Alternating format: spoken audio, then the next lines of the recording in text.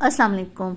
तो आज हम ज़बरदस्ती पूड़ियाँ जो हैं वो घर में रेडी करेंगे। बहुत ज़बरदस्ती रेसिपी आपके साथ शेयर करने लगी हूँ। तो ये नरम फूली हुई मज़े वाली पूड़ियाँ जो हैं वो हम खुद घर पे बनाएंगे और बहुत सस्ती बन जाएंगी। बाज़ार वाली तो बहुत महंगी पड़ती हैं, तो ये घर में जो हम रेडी करेंगे ज़बरदस्ती रेडी कर लेंगे।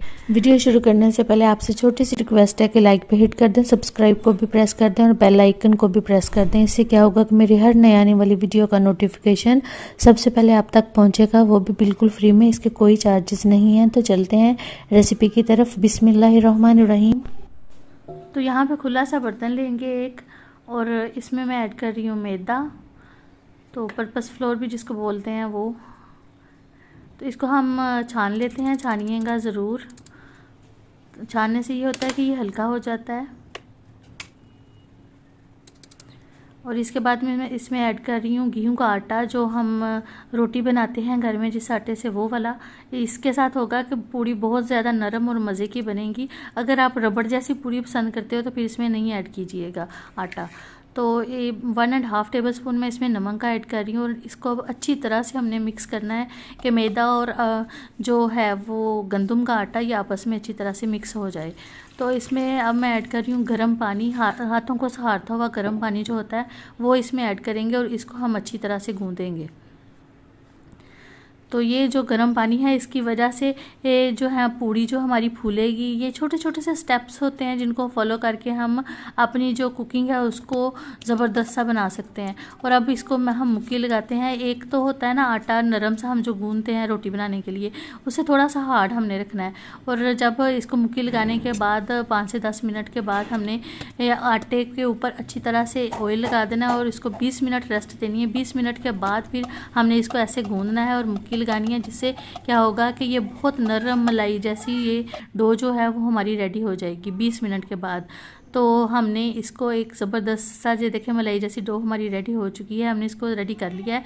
तो अब हमने इसको स्टे नहीं देना, तो इसको ऐसे करके हमने इसके गोल गोल से बोल उतार लेने हैं। जितनी जितनी आपको पूड़ी चाहिए उतना ही आपने इसको उतार लेना है। मतलब यह है कि इसको हम जैसे पेड़ा करते हैं रोटी का, उसको फोल्ड करते हैं, हमने इसको फोल्ड नहीं करना।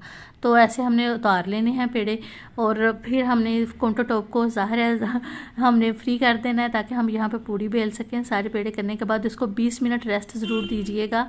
और दूसरी साइड पे मैं ऑयल डाल रही हूँ कढ़ाई में, ताकि ये अच्छी तरह से गर्म हो जाए, क्योंकि हमें चाहिए ज़बरदस्त सा जो गर्म है। और साथ हमें इस तरह के खमीर या कोई भी मतलब आपको जाली सुराखों वाला जो है वो ले लीजिएगा, और ऐसे करके ही इसको पूड़ियों को हम बेल लेते हैं। इस पे ऊपर खुश्क आटा हमने नहीं लगाना, ऑयल ही लगाना है, ऑयल के साथ ही हमने इसको करना है।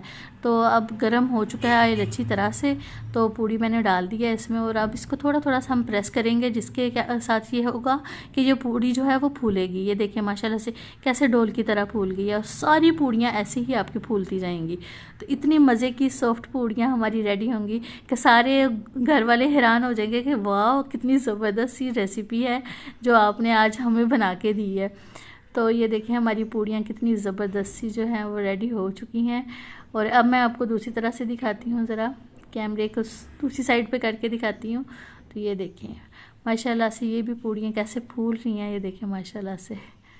तो हमारी जो पूड़ियाँ हैं वो हम ऐसे ही रेडी कर लेंगे, और इसको हम अब सर्व करते हैं चनों के साथ। और अगर आपको हलवा पसंद है तो हलवा भी आप बना लीजिएगा। ये चने की रेसिपी मैं इंशाल्लाह जल्दी ही दूंगी, ये बहुत ज़बरदस्त सी रेसिपी है। और अगर आप भी जाएं अपने किचन में इसको बनाएं, हम तो खाने लगे हैं, आप भी इसको बनाएं, इंजॉय करें, और मुझे दुआओं में याद रखिएगा। अल्लाह हाफिज़।